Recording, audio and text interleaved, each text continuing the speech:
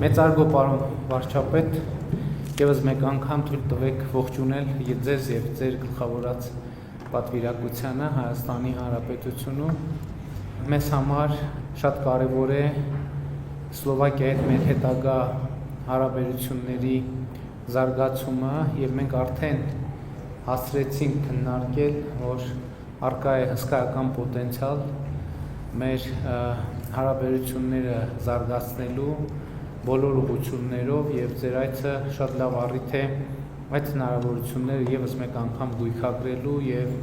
կոնկրետ ուղղությունների վրա կենտրոնանալու եւ կոնկրետ ճանապարհային քարտեզ ունենալու համար, բայց ես ուզում եմ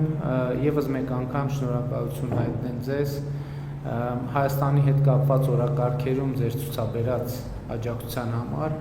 Այսօր Երևանյան երկխոսություն համաժողովի ընթացքում դուք արդեն նշեցիք եւ ձեր աջակցությունը վերահաստատեցիք մեր տարածաշրջանում խաղաղության օրակարգին, Հայաստանում Եվրամիության դիտորդական առաքելության ներկայության, ուզում եմ շնորհակալություն հայտնել նաեւ Եվրոպական քաղաքական համայնքի հաջորդ տարվա գագաթաժողովը Գառնանը Հայաստանում անցկացնելու առիթով եւ ուզում եմ ասել, որ բարձր են գնահատում այդ աջակցությունը եւ ուրախ եմ կրկին ձեզ հյուրընկալելու համար եւ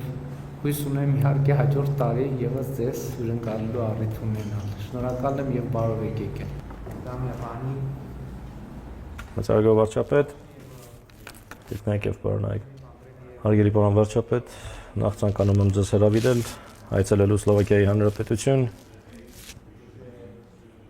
ձեզ հարմար ամսաթվերի, քանի որ մեր առանձնազրույցը, որը հենց նոր ավարտվեց,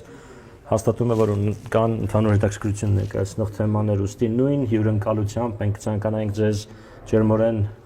ողջունել Սլովակիայում, ինչը ես զգացի այստեղ եւ Սլովակիայի ողջ պատվիրակության անունից շատ շնորհակալ եմ ձեզ ձեր հյուրընկալության եւ բարեկամության համար։ Երբ պատրաստվում էի այս հանդիպմանը, մեծարգո վարչապետ, ես մանրամասնորեն ուսումնասիրեցի բոլոր փաստաթղթերը, որոնք ստացել եմ նախապատրաստվելու համար եւ մեծ գոհունակությամբ կարող եմ նշել, որ մենք հարցերը կարողացանք քննարկել անգամ առանց այդ փաստաթղթերի, քանի որ ընդհանուր հետաքրքրություն ներկայացնող թեմաներ կան։